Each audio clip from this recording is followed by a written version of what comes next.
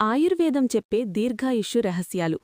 ఆయుర్వేదం ప్రకారం దీర్ఘాయుష్షు అంటే కేవలం ఎక్కువ కాలం జీవించడం కాదు, ఆరోగ్యంతో, ఉత్సాహంతో, మానసిక సమతుల్యతతో జీవించడం. దీనికి కొన్ని ప్రధాన సూత్రాలున్నాయి. 1. దినచర్య, డైలీ రొటీన్.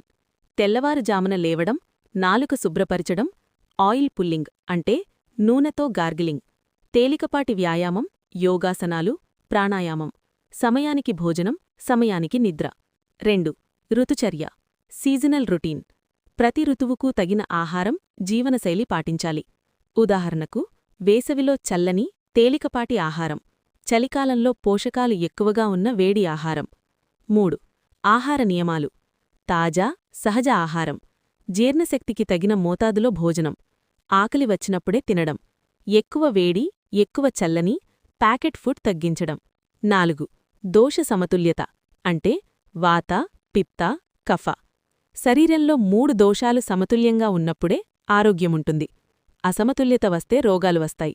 అందుకే ఆహారం, అలవాట్లు దోషాలకు అనుగుణంగా ఉండాలి. 5. రసాయన చికిత్స. ఆమ్ల, అశ్వగంధ, బ్రాహ్మి, గుడూచి వంటి రసాయన ద్రవ్యాలు శరీరాన్ని లోపలినుంచి బలపరుస్తాయి, రోగనిరోధక శక్తిని పెంచుతాయి. 6. మానసిక ఆరోగ్యం. ఒత్తిడి తగ్గించుకోవడం, ధ్యానం, జపం, సానుకూల ఆలోచనలు, కోపం, అసూయ, భయం తగ్గించడం. 4.